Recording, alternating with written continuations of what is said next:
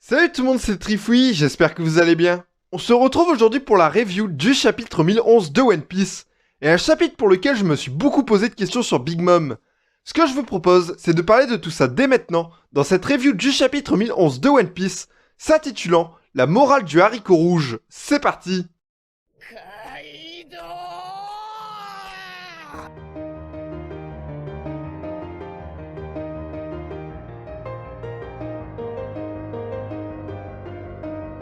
Shambles!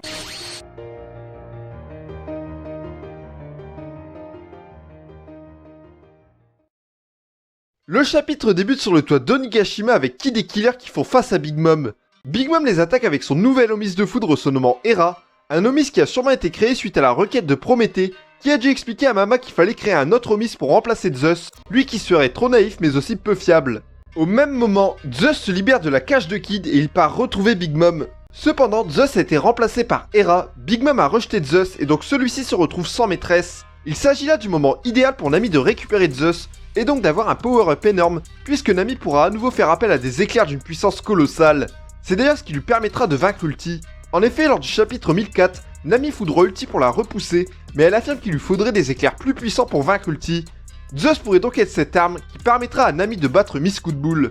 Toujours sur le toit d'Onigashima, Law a quitté les lieux avec Zoro et laisse Luffy seul face à Kaido.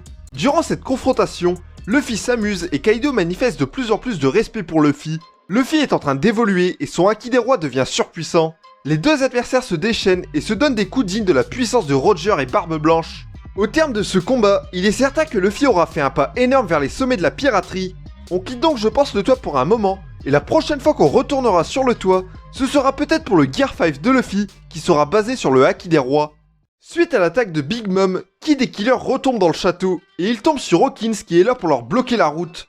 Enfin, Hawkins finit par sortir de son trou. Pendant tout ce temps, Hawkins devait chercher à prédire l'avenir, afin de savoir quel camp rejoindre pour assurer sa survie, et il a donc choisi de rester du côté de Kaido. Killer s'apprête alors à affronter Hawkins, et Kid lui se dirige vers Big Mom, car la priorité reste d'empêcher Big Mom de retrouver Kaido. Killer va alors pouvoir régler ses comptes avec le deuxième traître de leur ancienne alliance, mais les chances de survie de Killer ne sont que de 8% face à Hawkins. Il va donc être difficile pour Killer de vaincre Hawkins, car le fruit du démon d'Hawkins lui permet d'avoir plusieurs vies. Un pouvoir qui a d'ailleurs permis à Hawkins de résister assez longtemps à Kizaru sur Sabaody. Pour vaincre Hawkins, Killer devra alors trouver son point faible, et le point faible du Wara Waranomi est probablement connu par Trafalgar Law.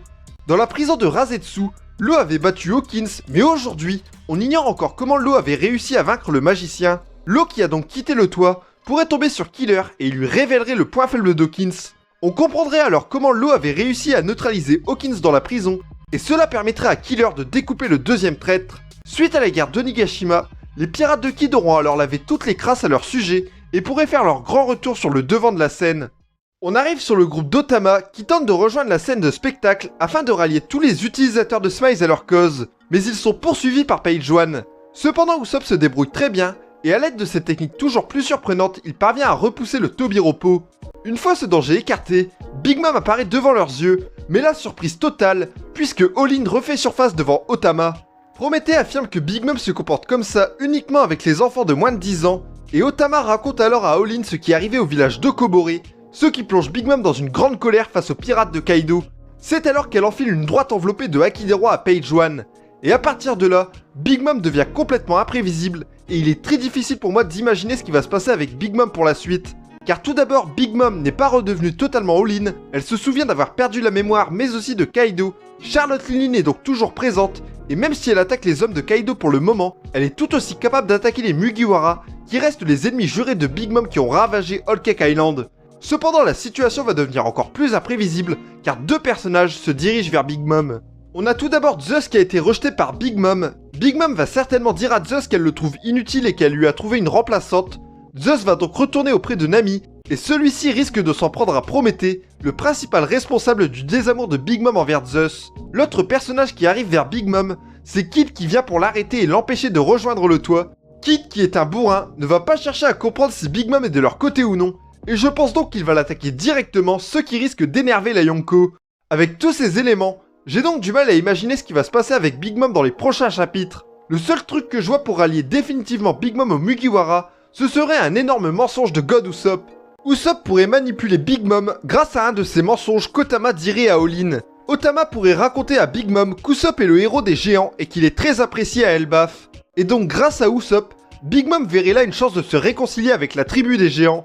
Usopp, alors qu'il maîtrise l'art du mensonge, pourrait pondre là son meilleur mytho, même s'il y a un fond de vérité, pour envoyer Big Mom combattre Kaido. Big Mom pourrait alors venger le village d'Okobore qui a été si gentil avec elle. Mais attention, il ne faut pas oublier Perospero qui peut à tout moment croiser Big Mom et la raisonner d'attaquer les Mugiwara. En tout cas, en commentaire, j'aimerais connaître votre avis sur Big Mom. Que va faire selon vous Big Mom dans les prochains chapitres? C'est la fin de cette review, merci de l'avoir regardé. Dites-moi en commentaire ce que vous avez pensé de ce chapitre, et n'hésitez pas en commentaire à me faire part de vos petites théories sur la suite de One Piece. Merci encore d'avoir regardé cette vidéo review, c'était Trifouillis, abonne-toi à la chaîne, salut tout le monde!